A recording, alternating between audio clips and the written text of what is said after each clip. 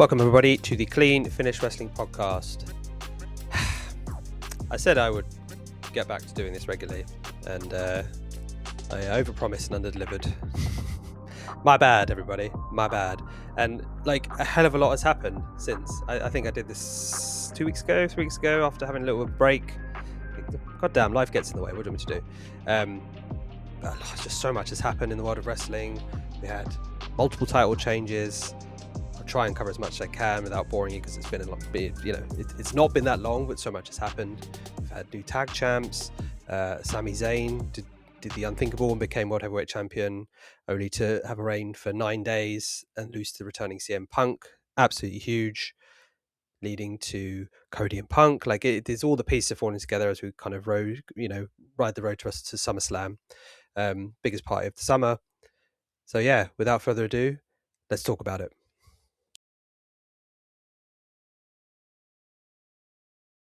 So let's get into SmackDown. CM Punk opened the show, as I said, after having reclaimed the World Heavyweight Championship from Sami Zayn in a surprise match on Monday Night Raw after Cody got attacked. Just to go back a little bit, that whole thing, I think, was so well done in that I think if Cody had been in the match against Sami, I think that he would have just got booed out the building. You know, although Sami's playing this kind of middle, this kind of grey area in terms of where he is a heel, everyone was so over the moon that he got the title win. And if Cody had taken off him that quickly, I think it just would have fallen flat. Having Punk come in Chicago, there's no way he's getting booed. Like, it was the perfect thing to do. And then obviously now we're going to build to Cody and Punk, which is, Punk comes out on SmackDown. He says he's a fighting champ. And he lists off a bunch of opponents that he wants to face against. He mentions Gunther, Finn, Royce Keys, Priest. And I really like that he mentioned Priest and Keys. Like, he maintains their status as main event players. Again, I really enjoyed Priest's title run. He got a lot of stick for it, but I think he did his job well and performed as he should have. So he lists all these people. The person he doesn't list, funnily enough, is Cody. And Cody almost took it like an insult. He comes out, says to Punk, congratulations, but it's his turn next. He wants the title that he feels he was robbed from, and then it's as easy as that. We get Cody versus Punk booked for SummerSlam, and I just think that's all kind of roads are pointing to that, and it makes sense for that to be one of the main events of SummerSlam. I think there's a lot of history they can build onto, and I don't think this will be the start of presumably a longer feud, perhaps going to Survivor Series. First match of the night, Finn versus Tama Tonga. I don't feel like big enough deals were made around Tama Tonga being in WWE. It just feels like because he got put in with the MFTs and Solo, it's got blurred away. He's so good, and he was so great in New Japan and all the other stuff that he's done. But what I love now is, now that they've separated from the MFTs, it's him and Tala. He's shutting he says he's closing the books on his past. Just, he doesn't want to have to do anything to do with his past. He wants to be his own man, which I think is exactly where he needs to be. He needs to be that. He's so good in that he should be in that kind of good mid-card area by himself. I know he's got Tala there, but that Tala's relatively new to it, so it kind of works. Him and Finn have a huge history, original Bullet Club members. And Tama looked really great throughout, even though then Finn got the win. I think Tama does need to start getting some wins. He just seems to lose quite a bit. Although he put the beat down on Finn after, and Finn's riding like a big wave of momentum. It's I don't know. There needs to be a bit of, obviously this feud's going to continue, which is great for both. But I think Tama needs to get some big wins, and beating someone like Finn, I think, would be great. I think he has yet to have the opportunity to show who really is as a competitor, and I've got a lot of high hopes for Tama Tonga. Next up, we had return to the Bloodline saga. I've been very vocal about the Bloodline repetition, and I like that they point it out in the show. LA Knight's going off, he's doing some great work in terms of how fed up he is, and just rinse and repeat the Bloodline, and here we are again. This time we had Jimmy and Jacob. Jimmy calls out Solo because he wants some answers about him attacking him and what's going on with that. What I liked is that Royce Keys comes out and he confronts Jimmy and Jacob are in the ring, or kind of ignores Jimmy, but talks about loyalty to Jacob and saying, like, he is his family. They've known each other for years. They've been grown up in the same way, come from similar backgrounds. Like he's his family, and he values loyalty over blood, and he just wants Jacob to kind of wake up from what he's doing, and it makes sense. Like Jacob was unhinged, and then now he's still an honourable man, so he's got to follow Roman and all this stuff. But when it switches at some point and Jacob goes back to turns against Roman or whatever he does, I think it'll be huge. But for now, his role is working quite well. As long as he doesn't keep interfering in matches, I don't want to see that again. That's what Solo used to do, and it was just tiring. What I liked about this as well, and I'm noticing a lot more, Jimmy is getting a lot more attention, and like, no disrespect to Jay, but it's nice to see Jimmy getting that spotlight, and he is, I find, more naturally charismatic on the mic, can go in the ring just as well as anyone else. But he's still in that position where like Jacob is very much Roman's guy, and then Jimmy puts his foot in it and like says he's going to beat up Keys, and Jacob's like, well, I don't know who this we is, but you can go for it. So then Jimmy and Keys, Royce Keys, end up having a match. And again, what I enjoyed from this match is Jimmy really held his own for the majority of the match. Keys was putting on his power display, which he's a great athlete in terms of putting on his power and displaying his range. But Jimmy again was able to showcase his talent a lot more. He's not seen as this joke of a person. He's someone who can actually go against this huge person like Keys. So Jimmy holds his own most of the match. He gets the advantage over Keys, but then Solo comes out, and he attacks Jimmy, causes Jacob to come out, who's been looking for Solo. Big fight pops off, and again, I'm loving these two big dudes going at it. Jimmy gets the win. Jacob and Solo continue the brawl.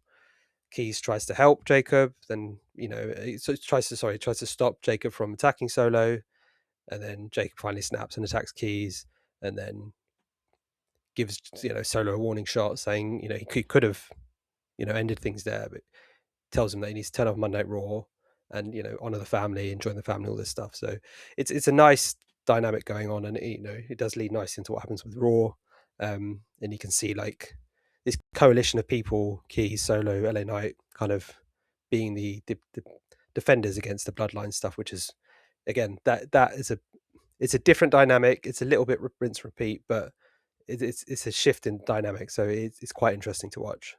Next match, we get Alexa versus Jade Cargill. Jade again is playing that hated heel so well. Like, it's something she did really good in AEW. She has a much better heel than a face, and the blurred lines between social media and reality with her, I think, are really great. A lot of people think she's this nasty person and just out for an. I have no idea. Who knows? Who knows what the reality is? But it's great. The match was great in that she played the arrogant heel. Bliss, she underestimated Bliss and like kept turning her back on her and all this other stuff. And Bliss just was not having any of it. She's a vet at this stage. She's a multi-time champ. She's fully holding her own there. And it again was a good back and forth. The size difference in them, the physique, everything. But Bliss has been she's always been great in using her character and her gymnastic ability and all that stuff to really get herself over. So I think it works really well. Didn't take long for the baddies to come out, try and take out Charlotte, and they're causing distraction. So Bliss ended up losing. And then after that, the big story was, Jade and the baddies held down Charlotte. I don't know if they're called the baddies. I'm calling them baddies. That's what they used to be called. They're holding down Charlotte while Jade takes out bends Alexa's arm. Like, it was super gross. I know she's got like, I don't know, hypermobility or whatever, but yeah, it was just a nice. It just took up the angle to another notch, and it's really building, presumably, to Charlotte versus Jade on a 1-on-1 at SummerSlam, which I just think will be excellent. This whole feud with them has been really good to see, because it's allowed for the tag team, but also allowed for Charlotte to build back to her solo career as well, which I think is much needed. Next up, we got Melo versus Trick, which in a non-title match, Trick gets a fancy new title with like fur and crap around, which just like, again, perfect. I love it's those little touches which I love for someone's gimmick, and Trick is ridiculously over. Adding that, it just customization to it. I always find if you can customize the title, it adds so much more to that person's reign. Naomi did it before. Cody even did it before with this white icy title before. Like, I think it's a nice little touch. Not a lot to say about this match. They've got incredible chemistry. They've known each other for ages. They're always going to work well together. I do love how they've come back together again to compete. The biggest thing, obviously, Baron Corbin of all people has seemingly out of nowhere returned. I don't know how I feel about it. I was never in the vein of positivity. I'm happy he's back because the latter stuff I saw before he left was really good. The whole was it Happy Corbin, the gambling thing. I thought that was really fun. The stuff he had with Bron Breakker was really good. I was never a big Corbin guy. I saw the value in him, but I was never a big Corbin guy, so it's good to see him. Particularly as this we lost Sheamus around the contracts and all this other stuff, so it's bittersweet kind of thing. But big for him, and it's just a nice. I don't know where they're going to go with it. It's a nice addition, coming straight back and go for the US title. So maybe some triple threat or SummerSlam or something. It's just it's interesting that they. It was surprised me because I wasn't expecting to see Baron Corbin again. In all honesty, so we'll see what happens there. I presume some sort of triple threat, maybe Fatal 4-Way if Ricky Starks involved at SummerSlam.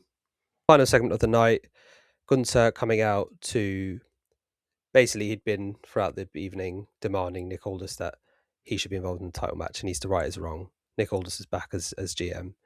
They said they'll deal with that later in the night. So Gunther comes out, demands his championship title match. Nick Aldis gives him his match. Gunther seemingly seems happy, but it's not the match he wants. It's Cody and Punk versus Gunther and Sami Zayn at Saturday night's main event. Aldis is, very cocky and like, I kind of got one over on you. Gunther's not having any of it. Beats the hell out of Aldis. Gets him to sleeper hold. Has him there for ages. Really goes in. Nick Aldis has no defense. Doesn't come back at all. And he's literally got him in the sleeper hold, which I loved until Cody's music hit, and we didn't even see the brawl that happened. He was in it so long, it just cut out, and that's how SmackDown ended. So I think Gunther will play a pivotal role within the Punk Cody thing. My presumption, I guess, is Nick Aldis is going to do something with Gunther. We'll get Aldis versus Gunther at SummerSlam, which I think will be fantastic. Nick Aldis is a former wrestler. He's in phenomenal shape. I think it's a nice interwoven story there. I don't know if he's going to be a full-time wrestler or I love him as a GM. I think he's great because he's a big dude and he's got a presence about him. But yeah, this would be really cool and it'd be really, really fun to see him in WWE against Gunther. I think that's kind of a nice story that's building there. So yeah, overall, SmackDown, we're definitely on the way to SummerSlam. It's building, putting the stepping stones into that. A couple of weeks out, 2-3 weeks out now. Punk and Cody is the big thing. Bloodline stuff's happening there as well. Wonder what Sammy's going to do. Punk even reaching out to Gargano, I think was great. They need to do something with that, and soon. Johnny Gargano is great, and they did a thing in NXT where he woke up and had a match. So I don't really know what they're doing with him, but I think there could be a great story there with him, where he slowly kind of gets some momentum. Same with Candice, and like Punk's alludes to it, he says, to get you guys back in the ring, it needs to happen. Candice is crazy underrated. Johnny Gargano's Johnny Wrestling. He could have been world champ many times over. They just need to switch that to next gear, I think. But yeah, overall, SmackDown, can't complain. So Monday Night Raw was live from Dallas, Texas. And before I start, I'm going to say what a great crowd Dallas, Texas were. They were on fire the whole night. And it goes to show the difference it makes when you've got a crowd that is invested and hypes up the matches and the segments, and it lifts everyone. And whenever WWE goes to an area where crowds are dead, it's just so deflating. Just like no one's cheering. They're going to vibe off the atmosphere. And they were loud from the beginning. Brock Lesnar opens the show, and before he can even speak, people are chanting for Oba, doing the ooh, and they were just on top form throughout, and I just think it made a huge difference. So yeah, as I said, Brock starts the show. Oba's getting cheered before he even comes to the ring. Heyman's doing his normal thing, calling Oba stupid for passing up the title shot, calling him a dummy. He's just stating that his obsession with Brock has blinded him from what he should be doing, which is not wrong, but it's a mountain he needs to climb first because Brock won't let go. As Oba alludes to later on in the segment, if he went for the title, Brock would just stop him from getting it. What was interesting is Heyman saying that Brock is also obsessed with Oba, and he's just, it's completely unheard of. Like, it was all he can talk about, and he's got this fixation, which just to me, and the way that Brock has been handling Oba with the low blows and the blind attacks and everything, just shows his fear and his or maybe not fear, but his concern over Oba. And like, this is a different person I'm competing. I've not had to face something like this before, which I just thought was amazing. At ringside, there were a bunch of police. We find out later they're fake police. Heyman says he put a restraining order on Oba and Brock. Oba comes out anyway. Police are standing between the two. It's like great visuals. Oba, questions what the hell is this all about. Absolutely destroys the police, the fake police that are in front of him.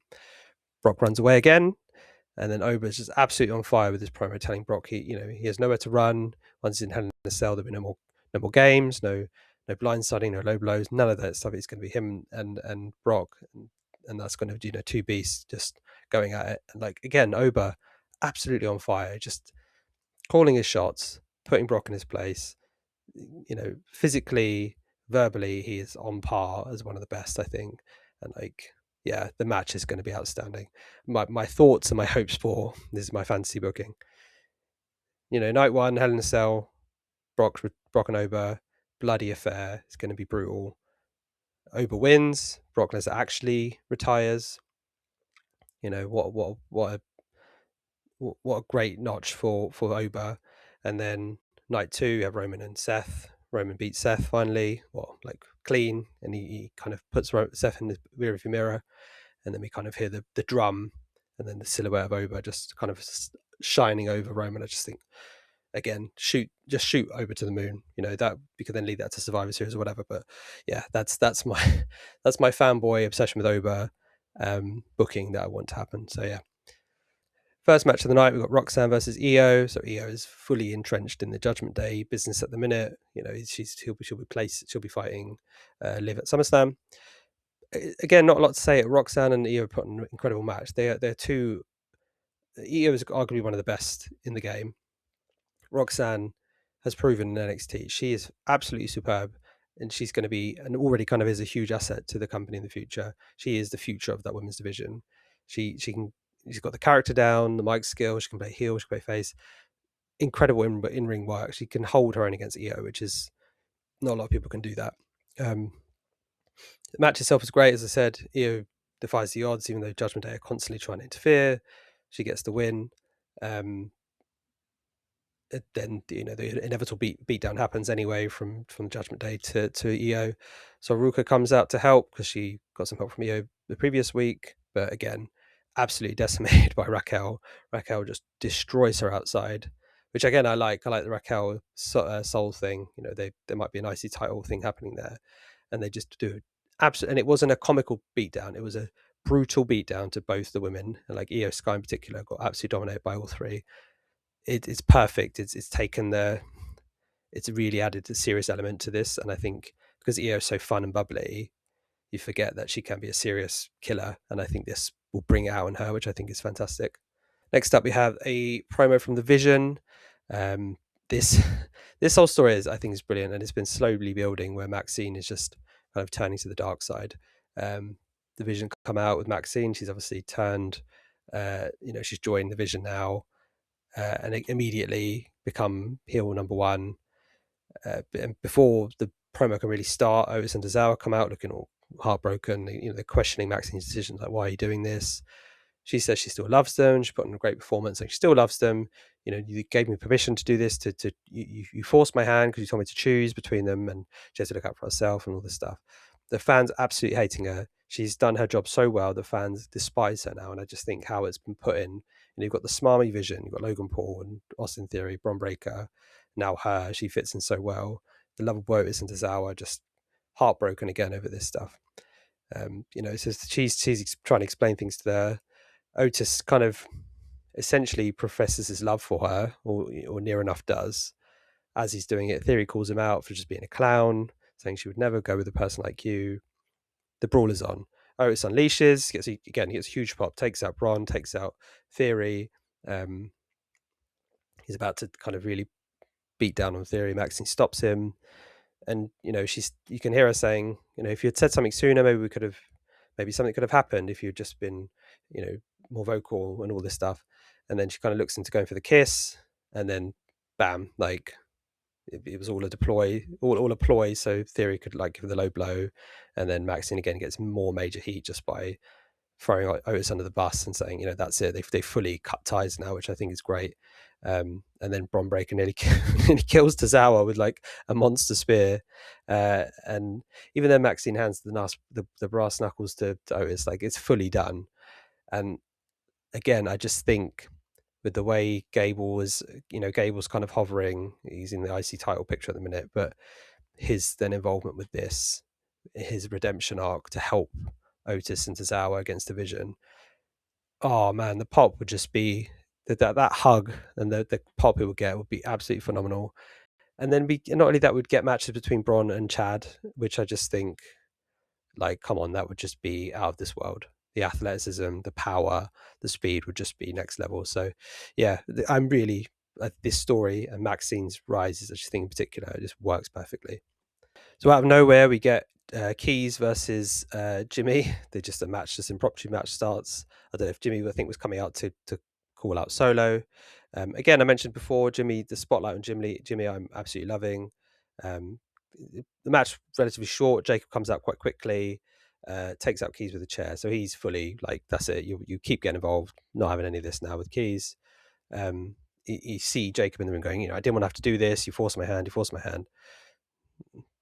I'm not sure about that, but it's a nice, again, element to see how far Jacob has sunk down and submitted to Tribal Chief. Before Jacob could do any damage, Solo comes out, and feigns acknowledging Roman and the family. It's obviously rubbish. Gives Jimmy the spike, brawls with Jacob, and I love Solo in this position. It's really, he lost MFTs, or he lost his family, lost the MFTs, and these kind of, instead of him, he could have easily gone, okay, I'm going to go join back. That's the story we could have had, which I don't think would have just been boring and dry. I hope they don't do that, where it's like a big ploy. I think that would be stupid, because the Bloodline isn't really, they're not really heels, they're not really faces at the minute. They're kind of in that mixed, yeah, that bit doesn't really exist for them at the minute because they're all so over. But I just hope that doesn't happen. And just, yeah, the Solo, I just think, and the Solo is so entertaining as well. So Keys then tries to help because Solo's getting beaten down, but they're overpowered by Jacob and Jimmy. It's not until LA Knight comes out with a chair to make the save that he actually gets the upper hand on them, and then we get this kind of unexpected alliance between Solo, Knight, and Keys, which I think is great, and then we're going to get that match at SummerSlam. LA Knight called the unfortunate event Jey Uso, which I thought was very funny. But again, Knight's promos are just, you can feel the real anger of being denied over and over again. He had it last week with Seth as well. I thought that was so great that he had that promo with Seth. Your brothers with Seth and Roman. I just thought him fitting in every facet of this, it just works so well because he's so over and so liked, and he's pulling into like that real life frustration, which always goes down a treat. So yeah, I think that whole segment, this part of the Bloodline, I'm enjoying because it's very different and it's not going to seep back into the old crap, I hope. So we had Bayley and Lyra promo. Bayley calls out Lyra, and what I really like about this is, for the longest time it felt like, and I don't know if they just dropped it or what, but Bayley felt like she had that split personality thing where she was going to descend into madness and then be good, and it seems to have switched now, where Lyra has become this crazy person. And even though I love the length she's gone to, how she dresses, and how her appearance is, how she speaks, it's great. It's this whole new character depth to her that we've not seen in WWE so far, and I think it's really going to work for her. I think it's going to change the perception of her. Bayley's just quite eager to talk it out, but Lyra just doesn't want to hear it. She cuts her off. She's the worst of the four horsewomen. She's fed up of hearing about her friends leaving her. There's a reason why her friends left her. Like, really, they're laying into her, and then they then obviously then brawl, have their fight, and then we're going to get the match between the two for Saturday night main event. Again, interesting to see where it goes. I think Lyra might probably come out looking better than Bayley. I don't know. Bayley's always been one of my favorites, like since day one. She's just put in positions where it doesn't always benefit her necessarily. So it'd be interesting to see how this works out. But the match and the story is just, yeah, I think it will go down really well. So the final match of the night was the massive Intercontinental Champion Gauntlet match, number one contendership match, sorry, for Penta's IC title at SummerSlam. Oh, this match, I love when WWE put the time and effort into the gauntlet matches. They've done it, done it with Kofi before. I think they did one with Finn a while back. They highlight so many people, and it's a very clever way of doing it. So initially, it started off with Joe Hendry and Dom. Hendry, I'd like to see in a better position soon, but he was going against Dom, and he was outnumbered by JD and by JD and Dom. JD ended up costing Joe Hendry the win.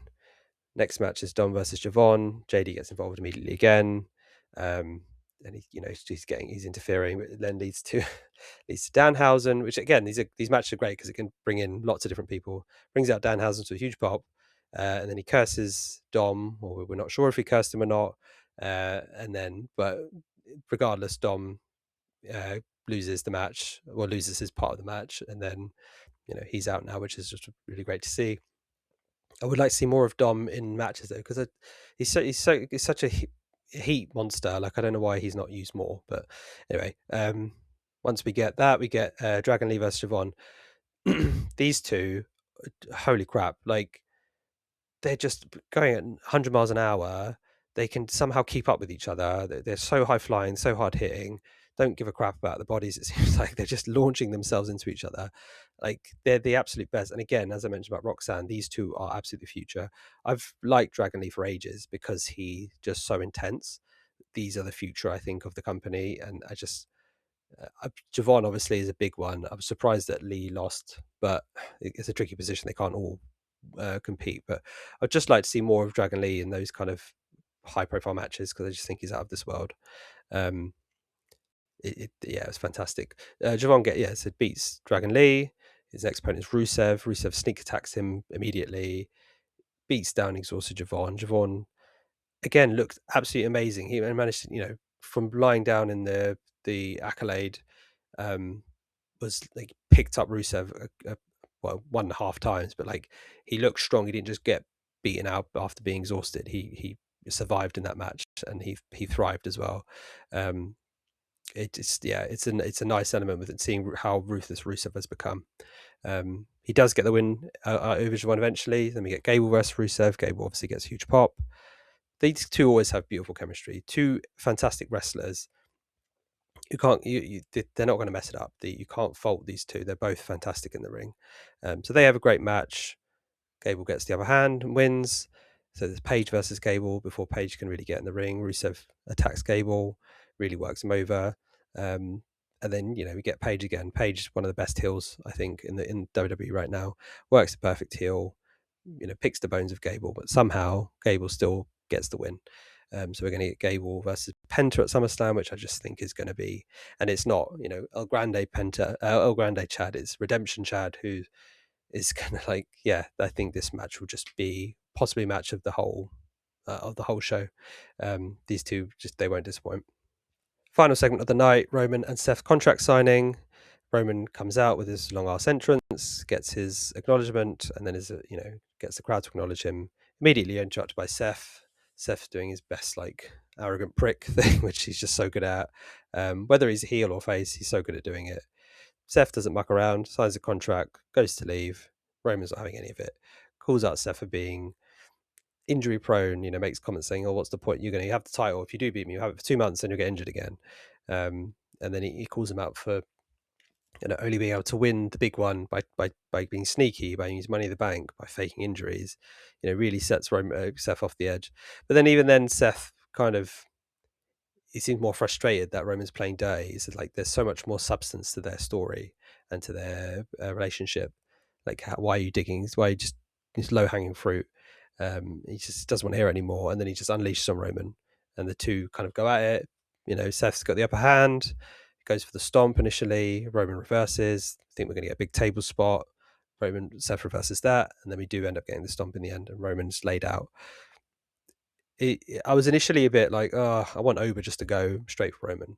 However, the direction of it also makes sense, having Seth there after all he's been through the Vision. it works and it makes sense, and there's history between these two. I think they've got great dynamic, and I think the match will be great. Don't see Seth walking out champ. As I said, I think Roman will win regardless. My hope is you have Roman win and then you have Oba going after him afterwards. But it's it's a great dynamic, and they're pulling into real life stuff, and the relationship with the Shield and all the little segments we're getting. I just think it works perfectly.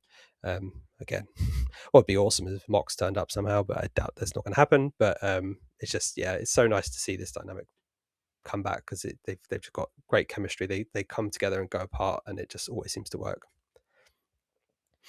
So overall, Monday Night Raw, again, really enjoyable. The gauntlet match was great. Again, we're building to SummerSlam. There's a lot of good stuff happening, a lot of character-driven stuff happening, a lot of stories happening, which I absolutely love, and I think a lot of people do as well. A few things to note: Heyman seemingly just being done with the Vision.